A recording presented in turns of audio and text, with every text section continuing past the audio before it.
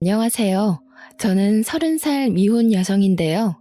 최근 결혼을 앞두고 완벽한 새 사람으로 거듭나길 기다리고 있어 행복한 날을 보내고 있답니다. 제가 이렇게 온전한 행복을 누리기까지 마냥 꽃길만 걸어왔던 사람은 아니에요. 다들 잘 될 사람은 다 잘 된다라는 말을 하곤 하지만 저는 누가 봐도 새 인생을 살기에 가망이 없는 사람 중 하나였습니다. 잘 될 사람은 다 잘 된다고 하셨나요? 물론 그런 사람들도 있겠죠. 하지만 꼭 그런 사람들만 잘 되라는 법은 없더라고요. 제가 행복을 느낄 수 있었던 건 정말로 기적처럼 귀인을 만났기 때문입니다. 세상살이 이런 일도 있을 수 있다는 걸 많은 분들이 알았으면 좋겠다는 마음에 글을 쓰게 되었네요. 세상에서 가장 모진 처벌이 아마 부모 없이 삶을 전전해야 하는 고아의 신세가 아닌가 싶습니다. 아무래도 제가 전생에 큰 죄라도 지었나 봐요. 부모의 얼굴을 똑똑히 기억하는데도 불구하고 결국 고아라는 것이 한동안은 저를 굉장히 괴롭게 했습니다. 고아라는 서름은 누구한테 동정받는 것조차 어렵습니다. 오히려 이 사실이 다른 사람을 불편하게 만들기도 하죠. 저는 부모님이 저를 포기했다는 것도 처음엔 알지 못했습니다. 지나서 나이를 조금 더 먹다 보니까 부모님이 일부러 나를 놓았다는 걸 알게 되었어요. 그냥 태어나기만 했을 뿐인데 제가 왜 그렇게 가혹한 현실을 견뎌야 했는지, 당시에는 모든 걸 부모님 탓하며 원망을 많이 했습니다. 너무 어릴 적 기억이라 자세한 기억은 잘 안 나지만 부모님 형편이 아주 가난했다는 건 절대 잊을 수 없는 기억으로 남았는데요. 그런 형편에서 실수로 제가 태어났다는 것 정도는 귀에 피딱지가 앉을 정도로 많이 들어서 알고 있어요. 부모님은 혼인신고도 안 한 채 동거만 하면서 저를 키웠고요. 저만 집에 두고 거의 매일 외박을 했습니다. 부모님은 저를 혼자 내버려 두면서도 누구 하나 걱정하지를 않았어요. 엄마 아빠가 보고 싶었지만 태어날 때부터 이러한 환경에서 자랐기에 다 그렇게 사는 줄 알았습니다. 집에서 거지처럼 살아본 사람이 저 말고 또 있을까 싶네요. 엄마 젖을 먹어야 하는 나이는 기억이 나질 않아서 어떻게 살았는지 전혀 모르겠고, 적어도 제 기억이 닿는 데까지가 남들 유치원 가는 나이였는데요. 물론 저는 유치원도 안 다녔습니다. 부모님이 제가 몇 살인 줄도 몰랐을 텐데 유치원 가는 걸 챙겼을 리 없잖아요. 저는 부모님이 없는 매일 동안 냉장고를 뒤져 눈에 보이는 걸 아무거나 집어먹으며 허기를 달랬어요. 당시 저는 제가 뭘 먹는지도 모르고 마구잡이고 입에 넣기만 했던 것 같아요. 입에 넣고 배가 부르면 살 수는 있지 않습니까? 맛있어서 먹는 밥은 제게 사치였고 저는 그렇게 의식주를 해결했습니다. 부모님이 일주일에 한두 번만 귀가를 했으니 그동안엔 저 혼자 아무것도 안 하고 먹고 자기만 하면서 집벌레처럼 집을 지켰어요. 특히 부모님이 없을 때마다 한 번씩 모르는 아줌마가 찾아왔는데 어린 나이에는 그게 그렇게 무섭더라고요. 밖에서 나쁜 인사를 하며 문을 세게 두들기는 사람은 다름 아닌 집주인 아줌마였습니다. 어린 마음에 저는 부모님이 집에 없는 것보다 그 아줌마가 더 무서웠던 걸로 압니다. 아줌마는 늘 저희 부모님의 돈을 떼먹으러 왔는데요. 지나고 나서 생각해보면 그건 돈을 떼어먹는 게 아니라 부모님이 관리비랑 방세를 안 내니까 독촉을 하는 거였어요. 집주인 아줌마도 피해자 입장에서 애가 타는 마음에 그렇게 악마처럼 무섭게 행동하셨던 거죠. 그래도 부모님이 두세 달 월세를 한 번에 내더라도 내긴 냈어요. 관리비도 그런 식으로 몰아서 냈고요. 저한테 일절 부모 노릇을 안 했기에 아마 제가 묵고 있는 집이라도 유지하는 게 그나마 자기 자식을 위한 최대의 자비였지 않나 생각이 듭니다. 그리고 그 방이 남들 발길 안 닿는 곳이라서 집을 내놓는다고 해도 팔리지도 않는 집이었을 겁니다. 그래서 집주인 아줌마도 우리 부모님을 닥달하면서 계속 내버려 두지 않았나 싶네요. 저는 태어난 이후 집 앞 말고는 바깥을 나가본 적이 없었고 초등학교도 못 가서 그렇게 집에만 있었습니다. 그러다 제 나이 10살이 되었을 때 부모님 둘 다 같이 집에 머문 적이 있는데요. 그날이 제겐 가장 기쁘고 또 가장 슬픈 날이기도 했습니다. 부모님이 케이크를 사들고 왔더라고요. 당시 제 눈에는 그게 그냥 예쁜 빵이었습니다. 당연히 생일을 챙겨주는 사람이 없었으니까 케이크가 생일 축하하기 위해 쓰이는 빵인지도 모르고 있었던 거죠. 부모님 말로는 빵이라고 하길래 되게 예쁘게 생겨서 신기하게 봤던 기억만 나네요. 그렇다고 그날이 제 생일은 아니었던 걸로 압니다. 저는 난생 처음으로 부모님과 같이 하는 밥을 먹었어요. 행복이라는 걸 잘 몰랐는데 그때 느낀 즐거움이 행복이었던 것 같기도 해요. 부모님은 한 번씩 싸울랑말랑 아슬한 대화를 나눴어도 그날만큼은 참으며 싸우지 않았습니다. 그리고 엄마가 제게 선물이라면서 상자 하나를 주었는데요. 뚜껑 열고 닫는 휴대폰이었어요. 다정아, 휴대폰 알지? 요즘은 세상이 위험해서 어린이들도 휴대폰을 꼭 들고 있어야 돼. 위험한 일이 생기면 누구한테든 연락해야 하니깐. 저는 휴대폰이라는 것 자체에 이미 흥분을 해버려 저를 향한 부모님들의 미묘한 시선은 느끼지 못했습니다. 아마 부모님 둘이서 저만 모르는 시그널을 주고받았었겠죠. 그 눈빛을 알아보는 나이였다면 지금보다 더 어렵게 제 몸을 건사시키지 않았을까 싶어요. 엄마는 제게 휴대폰 사용에 대해 설명을 자세히 해주었습니다. 그렇게 휴대폰을 향한 저의 호기심은 주위를 향한 눈을 죄다 닫게 만들었고 최고의 행복을 누리도록 했네요. 부모님이 어떤 의도로 이걸 제게 사주었는지는 까맣게 몰랐던 거예요. 마냥 설레는 마음으로 그날 밤새도록 휴대폰을 만졌던 기억이 납니다. 반지하인 집에서 한 번씩 집 밖에 나가 근처만 구경을 했던 적이 있었는데 그때 학교 다니는 애들이 휴대폰으로 게임하는 걸 봐서 저도 그걸 무척 해보고 싶었거든요. 게임을 찾는데도 참 오래 걸렸습니다. 저는 공부를 해본 적이 없는 아이기 때문에 글자를 모르잖아요. 대충 그림만 보고 밤새도록 하나를 다운받기 위해 고군분투했었어요. 그러다 언제 잤는지도 기억 안 날 만큼 새벽 늦게 까무룩 잠이 들었고 저는 그대로 고아가 되었습니다. 당시에는 말씀드렸다시피 바로 자각하지 못했어요. 엄마 아빠가 집에 안 들어오는 건 제게 너무 익숙한 사실이었거든요. 이젠 휴대폰이란 친구가 새로 생겼으니 글자랑 숫자와 씨름하며 놀기 바빴습니다. 그러나 부모님이 아무리 집에 안 오더라도 적어도 한 달에 두세 번은 왔는데 어느 순간부터 발길이 더 끊어졌다는 걸 알았죠. 그때만 해도 나중에 오겠지, 내일은 오겠지 하면서 사태의 심각성을 모르고 기다렸습니다. 더 이상 냉장고에서 꺼내 먹을 음식도 없었고 관리비랑 월세는 쌓이기만 할 뿐 해결되지 않았어요. 그렇게 체감상 반개월이 지났을 때쯤 누군가 집 문을 뜯는 소리가 났어요. 집에 혼자 있던 저는 놀라서 방문 뒤로 숨었는데 집주인 아줌마가 열쇠공을 부른 거였더군요. 세상에나, 집꼬라지가 이게 뭐야? 어이 꼬마야, 너희 부모님 어디 있니? 내가 더는 사정 못 봐준다. 그래도 두세 달에 월세 몰아서 내길래 젊은 부부가 어렵게 산다고 생각하고 이해해주려고 했는데 6개월은 우리도 힘들어. 화가 난 집주인이 무서워서 저는 집주인 아줌마를 피해 그 집을 도망쳐 나왔습니다. 저는 그날로 집까지 잃은 고아가 된 거였죠. 옷도 잠옷밖에 없어서 엄마 가디건 걸친 게 다였어요. 신발도 부모님이 사준 적 없으니까 그나마 발이 작았던 엄마 슬리퍼를 신고 나왔네요. 그렇게 날이 지도록 빈민가를 돌아다녔던 저는 밤냄새 솔솔 나는 생선구이 가게를 발견하고 말았습니다. 아침에 집을 나와 저녁까지 돌아다녔으니 배가 고플 만도 하잖아요. 한참 클 나이니까 소화도 빨랐을 테고. 저는 맛있는 냄새가 나는 그 유혹을 지나치지 못하고 그곳 주위를 서성거렸습니다. 사람들이 들락날락하는 걸 한참 동안 눈치만 보다가 가게 문 닫을 시간에 슬금슬금 들어갔어요.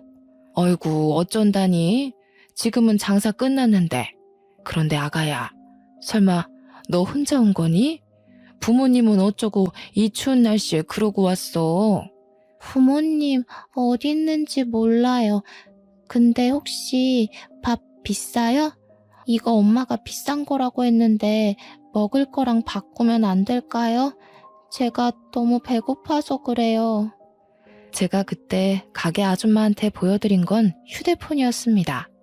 엄마가 비싼 거니까 잃어버리면 안 된다고 했던 말을 기억해서 아줌마한테 돈 대신 주려고 했던 것 같아요. 그게 비싼 걸 쓸 리가 없을 텐데 말이죠.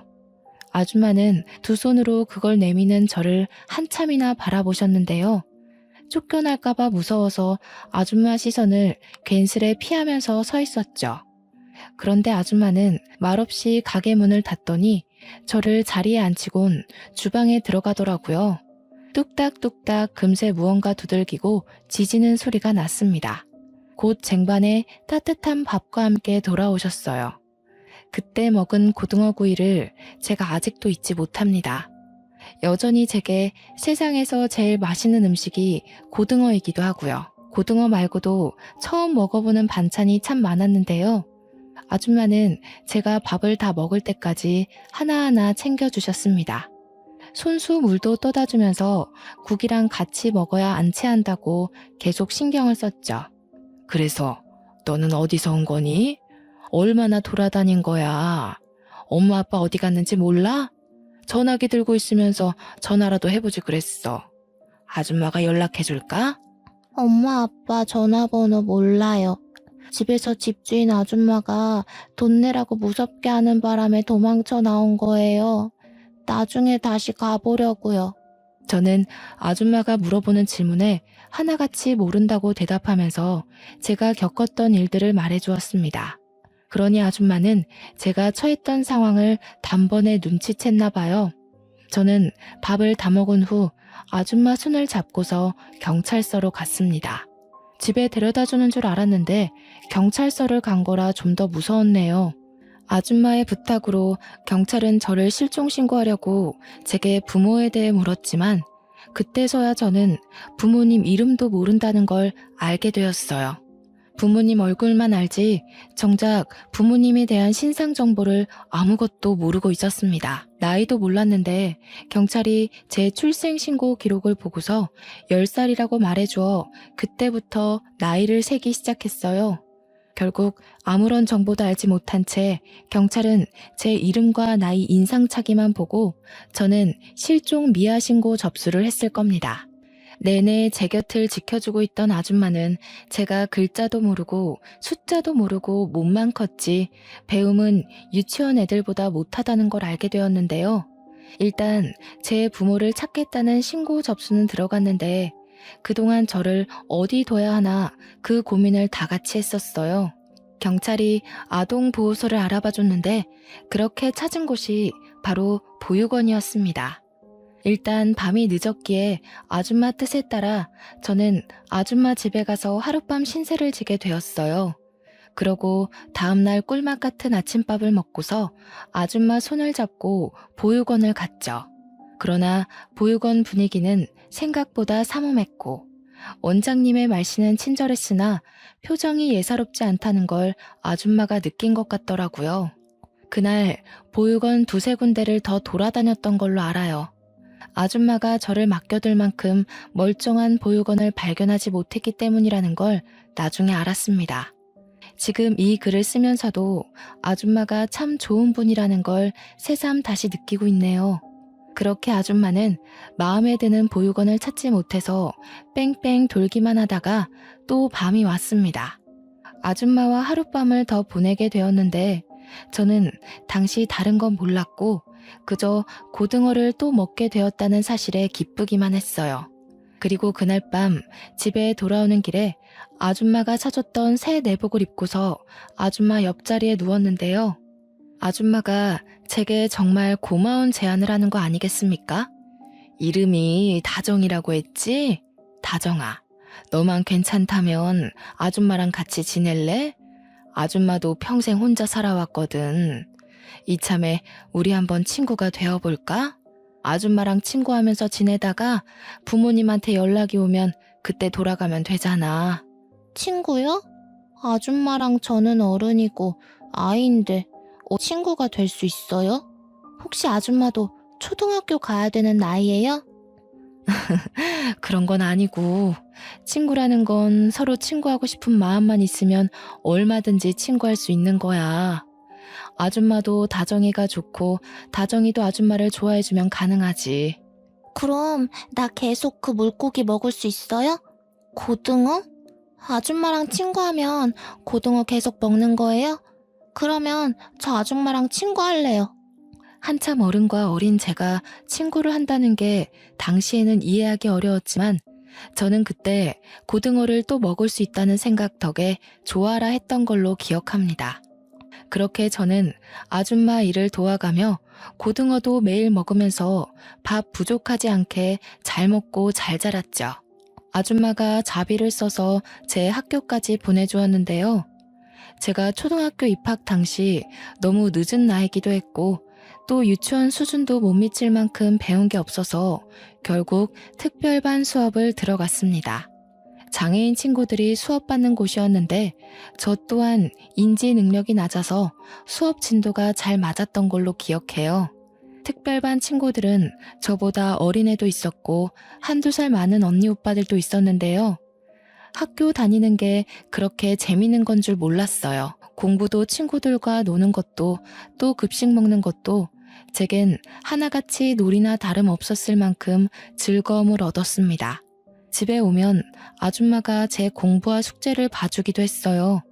아줌마가 저에게 가르쳐 줄 수 있는 지식까지는 계속 과외 선생님처럼 알려주고 가르쳐 주었습니다. 공부에 재미를 붙인 저는 정말 무섭게 배움을 습득했고 그렇게 중학교, 고등학교까지 아줌마의 뒷바라지를 받으며 다녔어요. 그때까지도 제 친부모에 대해서 경찰에선 연락조차 없었네요. 부모님을 만난 적도 없었다는 거예요. 하지만 상관이 없었습니다. 오히려 부모님이 절 찾는다면 그게 서운할 것 같았어요. 아줌마와 지내는 하루하루가 너무 재밌었거든요. 이전에 부모님 울타리 안에서 살았던 기억이 생생하게 남아 있었는데 그 지난날과 당시가 비교되면서 아줌마 곁을 벗어나고 싶지가 않았거든요. 아줌마가 가끔은 부모님 언급을 하면서 보고 싶지 않냐고 묻기도 했는데 저는 오히려 아줌마한테 부모님 얘기하지 말라고 툴툴거렸네요. 그때가 행복하지 않았다는 걸 제 몸이 본능적으로 기억하고 있는 거겠죠. 살다 보니까 아줌마는 왜 지금까지 혼자 살고 있는지 궁금할 때가 있었습니다. 한날은 같이 밥을 먹다가 질문을 참지 못하고 물어본 적 있었어요. 이 아줌마도 결혼할 뻔한 아저씨가 하나 있었지. 그런데 아저씨 집안이 아줌마를 너무 싫다고 해서 어쩔 수 없이 헤어졌어. 그 아저씨 말고는 마음에 드는 남자가 없었으니까 지금껏 혼자겠지? 아줌마 완전 순정파였네요. 젊을 때 만난 인연이면 되게 오래된 기억인데 그 아저씨 얼굴이 아직도 기억나요? 나는 내 부모 얼굴도 거의 다 까먹어버렸는데. 그럼 기억이 나지. 많이 좋아했었으니까. 이렇게 한 사람 오래 좋아하는 것도 참 할 짓이 못 돼. 차라리 여기저기 아무 남자나 만날 수 있는 그런 사람이라면 좋겠다, 나도. 네, 아줌마는 그런 거 안 어울려요. 그리고 그렇게 예쁜 사람들이 어디 좋은 사람인 줄 알아요? 여기저기 찔러보는 사람 치고 정직하고 올곧은 사람 없다는 것에 제 인생을 걸게요. 아줌마와 저는 아줌마가 처음 제안을 했던 것처럼 정말 친구로서 참 돈독한 사이가 되어갔습니다. 이건 가족을 넘어서 친구라고 정해야 하는 게 아줌마와 제 사이를 더 잘 설명할 길이라 확신합니다. 제가 고등학교까지 전교 7등으로 무사히 졸업을 마쳤는데 아줌마가 제 대학까지 보내주려고 등록금 얘기를 꺼내더라고요. 기다렸다는 듯이 말하면서 자기가 그동안 적금 모아둔 거 있다고 흔쾌히 저한테 주겠다는 거 있죠. 저한테 아낌없이 퍼주는 아줌마에게 너무 감사하면서도 동시에 받기만 하는 것 같아서 미안했습니다. 물론 대학 등록금은 정말 필요가 없었어요. 제가 수석으로 입학하는 덕에 장학금을 받고 다니게 되었거든요. 그 말을 해줬더니 아줌마가 정말 많이 기뻐하면서 자기 딸인 것 마냥 기특하다고 칭찬해주더군요. 나 아줌마 없었으면 이렇게 못 컸다는 거 알죠?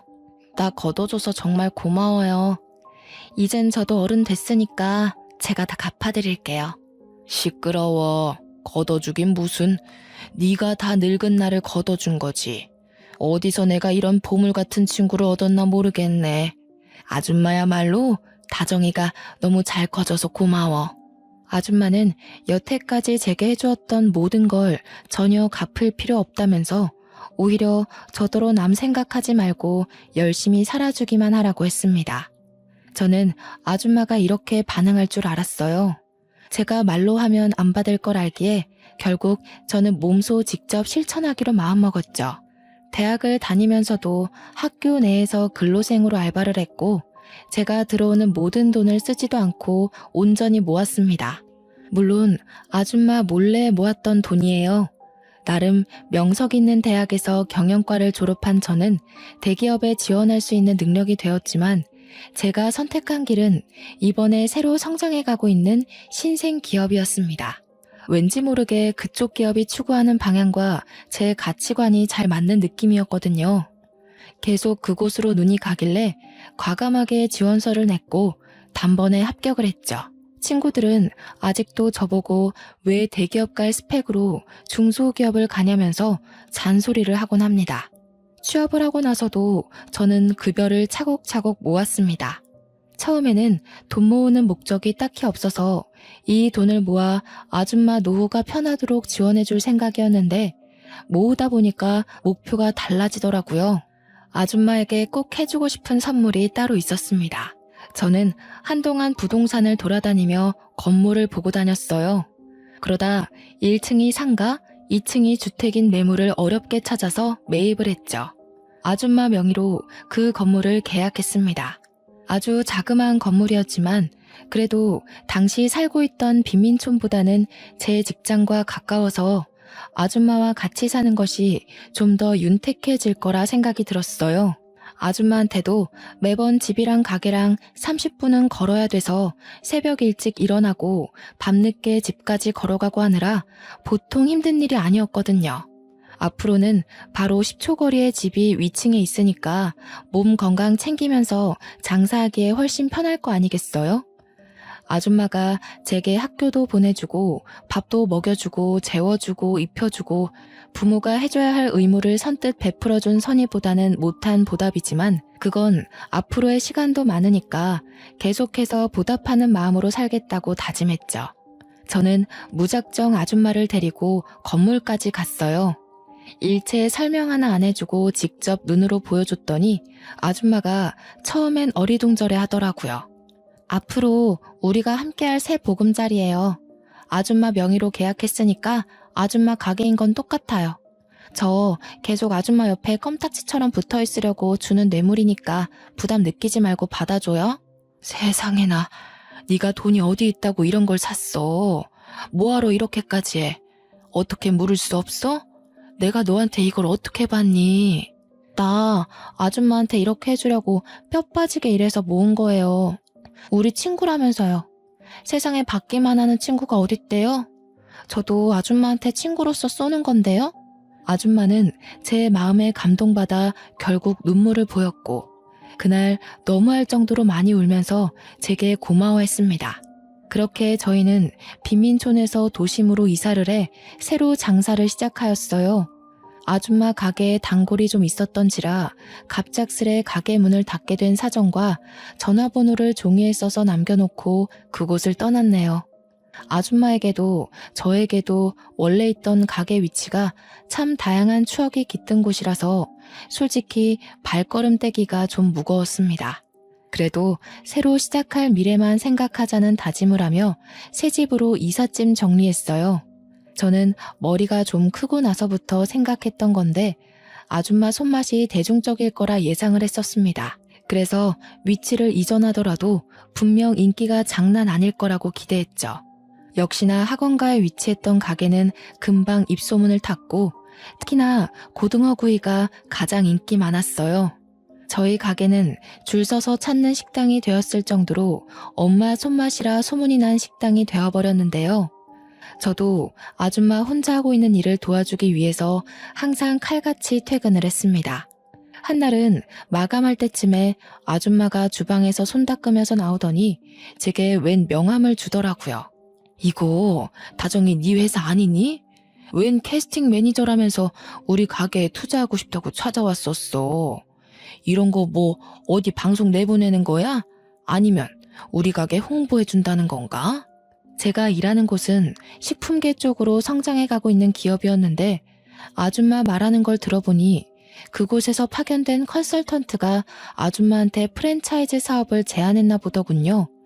사업 보고서를 내밀면서 뭐라 설명을 했다는데 아줌마가 일단은 바빠서 생각해본다고 하고 보냈다네요.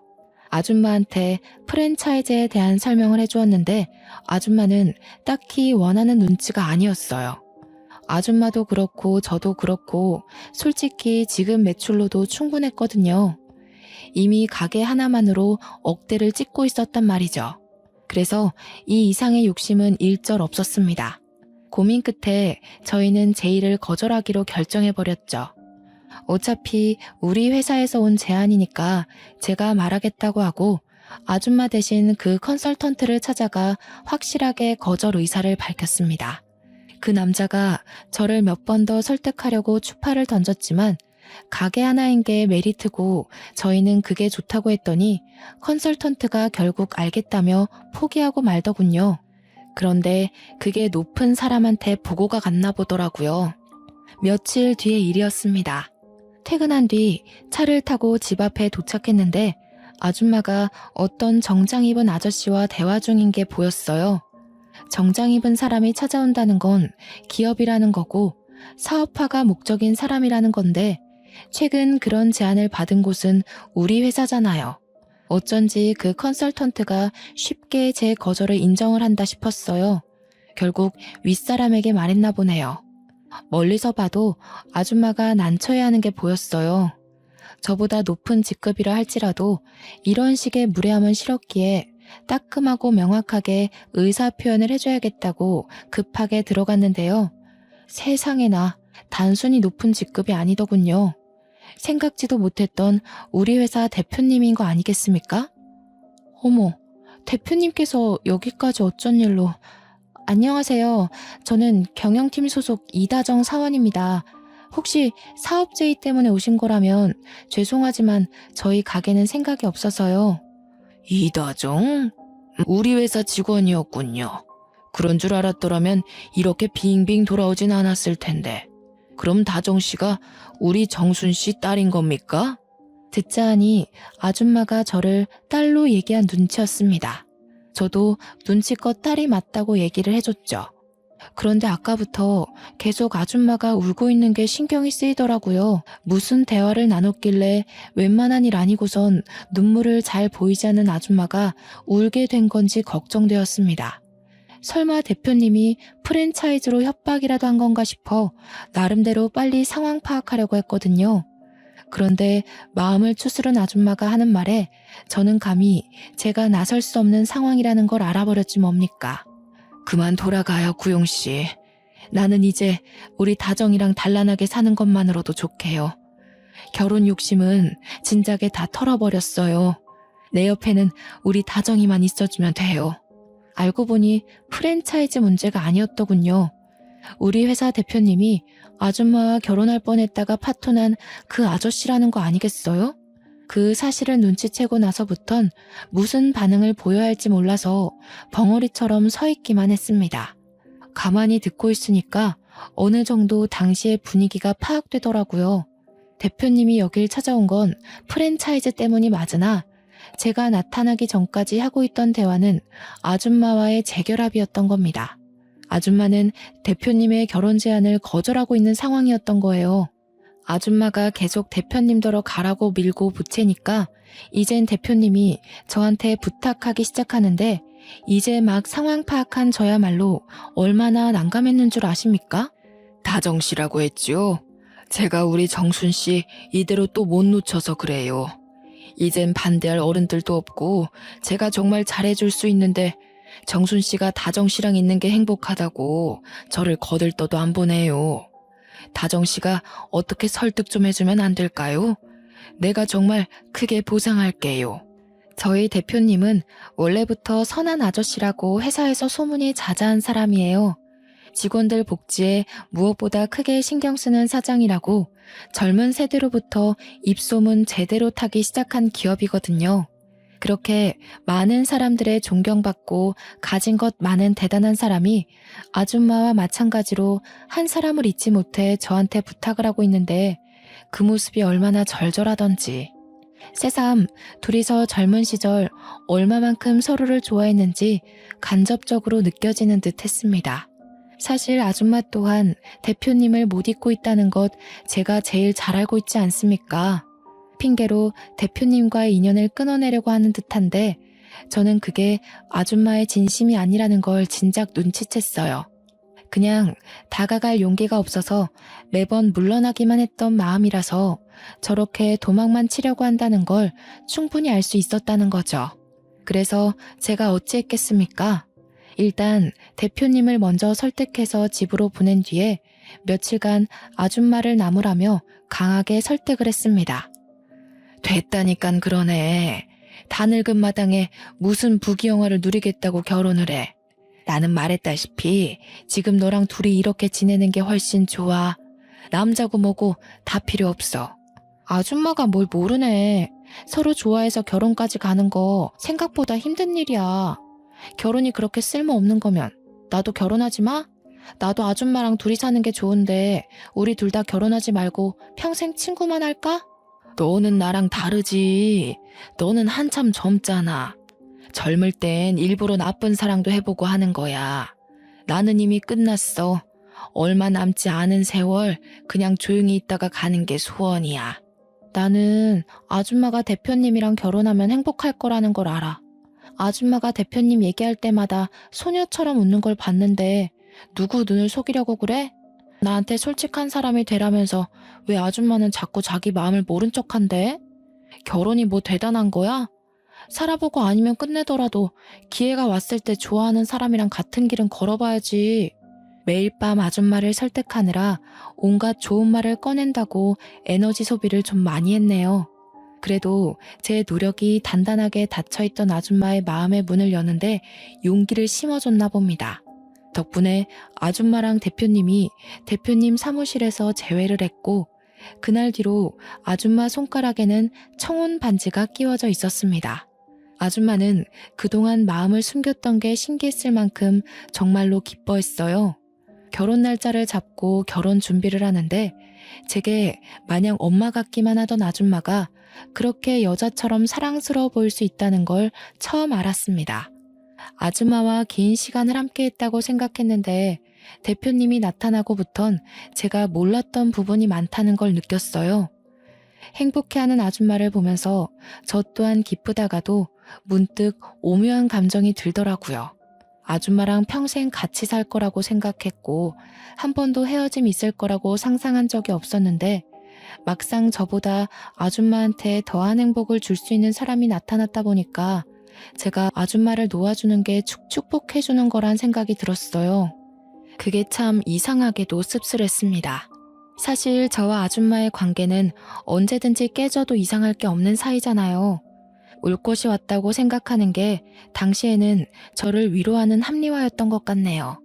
두 분의 결혼은 저한테도 기쁨이었고 저는 그렇게 혼자 미리 마음을 정리하기로 했습니다. 휴대전화라는 것이 참 좋지 않습니까? 연락만 하면 아줌마와 언제든지 만날 수 있으니까 그렇게 위안을 삼았어요. 그런데 신혼여행을 다녀온 아줌마와 대표님이 회사로 출근하더니 사무실로 저를 바로 호출하더라고요. 아줌마한테서 사적인 방법으로 전화가 왔길래 대표님 사무실을 찾아가 봤습니다. 직원이 되고도 대표님 사무실은 방문해 볼 일이 없어서 처음 가보는 거였어요. 들어갔더니 대표님과 아줌마 그리고 웬 젊은 남자까지 함께 앉아 있더군요. 그 남자의 얼굴이 좀 낯익었는데 알고 보니 아줌마한테 프랜차이즈 사업을 제안하러 찾아왔었던 그때 그 컨설턴트인 거 아니겠습니까? 오, 다정씨, 이리 와서 앉아요. 우리 아들인데 둘이 이미 안면이 있을 거예요. 지난번 우리 아들이 제안했던 사업 보고서를 대차게 거절했다고 들었어요. 저는 대표님이 소개하는 그 남자가 아들이라는 소리에 상황 파악하느라 바로 대답을 못했습니다. 게다가 뜬금없이 자신의 아들을 소개해주는 대표님의 의도가 잘 이해되지 않았어요. 그러나 설명을 듣다 보니 대표님한테 이런저런 사연을 듣게 된 그 남자가 저를 알아보고 싶다고 했다는 거 아니겠습니까? 이렇게 인사드려서 죄송하네요. 사실 다정 씨가 지난번 사업계에 거절하러 찾아왔을 때 사실 연락처를 물어보고 싶었거든요. 그런데 다정 씨가 당시 제 말을 안 들어줄 것 같더라고요. 아마 첫 단추가 잘못 끼워졌던 탓이겠죠? 저는 그때 남자가 마냥 저를 설득하려고 자꾸 접근한다고 생각했었는데 그게 아니었나 봅니다. 남자의 얘기를 들어볼 생각도 안 하고 내내 지나가다 마주치면 피하기만 했거든요. 이 갑작스러운 전개에 당황스러워서 아무 말도 못하고 있는데 세 분이서 계속 제 대답을 기다리고 있는 눈치였습니다. 문득 이분들은 제 고아 신세를 모르고 있어서 이런 귀한 자리를 마련한 거겠지라는 생각이 들더라고요. 좋게 봐주신 마음은 너무 감사한데 제가 아무것도 가진 게 없는 사람이에요. 앞으로 회사가 더 커지면 간부들 이미지가 중요하잖아요. 제가 괜히 발목 잡은 꼴 만들고 싶진 않아요. 하지만 역시나 대표님은 소문대로 인품이 우수한 분이셨고 이미 아줌마에게 저와 같이 살게 된 스토리를 나누면서 자연스레 제가 어떤 사정이었는지 알고 계셨나 보더라고요. 내가 제일 싫어하는 부류가 어떤 사람인 줄 아십니까? 겉모습만 보고 그 사람의 모든 걸 매도하는 사람들이에요. 인사팀에다 신입 뽑을 때 최대한 유념해달라고 매년 부탁하고 있기도 하고요.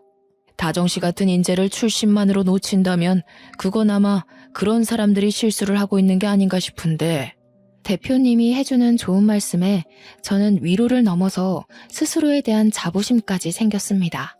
항상 당당하게 살면서도 고아라는 처지 때문에 작아질 때가 어쩔 수 없이 있었거든요. 그런데 결국 그건 내 잘못이 아니고 나를 바라보는 타인의 시선이 잘못된 것이란 걸 대표님을 통해서 확실히 인지하게 되었죠. 그렇게 저는 용기를 얻고 대표님 아들과 정식으로 연락처를 교환했습니다. 그 남자와 개인적으로 만나면서 마음을 키워가는데 대표님을 닮았는지 아들 되는 사람도 무척 너그럽더라고요. 생각하는 폭과 아량도 넓었습니다. 그렇게 이어져 온 인연이 얼떨결에 결혼까지 가게 된 겁니다. 그럼 관계가 어떻게 되겠습니까? 아줌마와 대표님이 결혼했으니 그 밑에 아들인 제 남편은 새엄마가 바로 우리 아줌마가 되는 거 아니겠어요? 그렇다면 저한테는 시모인 거잖아요. 무슨 이런 운명의 장난이 다 있단 말입니까? 사연 쓰느라 다시 과거를 정리하고 있는 이 시점에도 웃음이 막 나오네요. 저와 남편은 시댁으로 들어가 살게 되었는데 덕분에 아줌마와 한 지붕 아래 가족이 되었지 뭐예요? 제게 친구였던 아줌마를 어머님이라고 부르며 평생 한 식구가 된 거예요. 말로만 식구라고 노래 부르는 것 말고 서류상으로 정말 가족이 되니까 이게 또 기분이 남다르더라고요. 아마 저와 아줌마가 세상에서 가장 친한 시모와 며느리 사이가 아닌가 싶습니다. 솔직히 단연 1등이라고 자부할 수 있어요. 그리고 저와 시모가 원래 살던 곳은 시모가 장사일을 계속하고 싶다고 해서 2층 주택까지 식당으로 싹 다 리모델링하여 1층, 2층 넓게 장사 중입니다. 저와 남편은 퇴근하고 와서 나란히 시모의 일을 도와요. 이렇게 시댁을 만나기까지 가족이란 정이 이 정도로 든든한 건지 몰랐습니다. 가족이 있다는 것만으로도 세상의 무게가 조금은 가볍게 느껴지더라고요. 유년 시절을 어렵게 보낸 제가 감히 이런 귀한 가족을 다시 얻게 되리라 기대조차 하지 못했거든요. 고아라는 운명을 받았으니 제게 주어지는 많은 차별과 시선은 어쩔 수 없는 숙명이라고 여기며 살려고 했는데 참 인생살이 신기하지 않습니까?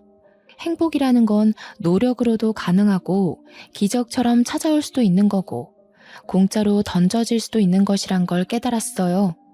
또 누구한테나 조건 없이 들이닥칠 수 있다는 것도 알게 되었고요. 참, 이건 나중에 들어서 알게 된 사실인데 저의 친부모가 여태 연락이 없었던 이유를 최근에 전화온 경찰한테 들었어요. 사실 친부모는 도박에 중독이 된 사람들이더라고요. 돈이 없으니 여기저기 꿔간 돈을 갚지도 않고 도박에 탕진하고 피해자들한테 신고를 왕창 받는 바람에 징역살이 중이라는 겁니다. 그동안 수십 번 신분 세탁을 하면서 여러 사람에게 사기치고 다녔대요. 법적으로 빠져나갈 구멍이 없어서 한 5년 동안은 징역살이 확정이라고 하네요. 생각지도 못한 친부모의 존재를 얼떨결에 듣게 되었지만 제 마음이 이미 친부모한테서 떠나버린 탓에 그리 큰 타격은 아니었습니다. 다만 혹시라도 친부모 꼬리표를 떼지 못한 그들이 제 앞길에 나타나는 일이 생길까봐 그건 좀 두렵네요. 만약 나중에 제가 더 성공하고 나서 핏줄 연연하며 키워준 값 내놓으라고 찾아온다면 그 때문에 우리 가족한테 피해가 간다면 죽을 때까지 용서 안 하고 복수를 해줄 겁니다. 제 인생 여기까지 오는데 너무 아슬아슬하고 기구했는데요. 사람은 조건 없이 누구나 행복할 기회가 있다는 걸 알게 해준 시댁이 정말 감사할 따름입니다. 누가 뭐래도 제 인생의 가장 큰 은인이고 잊지 못할 사람은 당연히 시모이지 않습니까? 저는 아직도 시모에게 못다 갚은 은혜를 보답하는 중이고 여전히 예전처럼 엄마 딸로 지내고 있답니다. 그리고 다음 달이면 저와 남편이 정식으로 부부가 되는 날이에요. 시부가 정말 예쁜 식장을 큰돈 들여서 대여해 주셨습니다. 야외는 아닌데 야외처럼 하늘이 활짝 보이는 식장이었어요. 그 식장을 보러 가서 남편과 장난삼아 단상까지 걸어가는데 문득 많은 생각이 들더라고요. 정말 많이 외로웠고 아팠을 어린 시절 저에게 고생했다고 버텨줘서 고맙다고 수없이 말을 했습니다. 다음 달에 올 결혼식은 저에게 큰 기억으로 남을 것 같아요. 생일도 한번 챙겨본 적 없던 제가 태어나서 처음으로 사람들에게 가장 큰 축복을 받는 날일 거잖아요.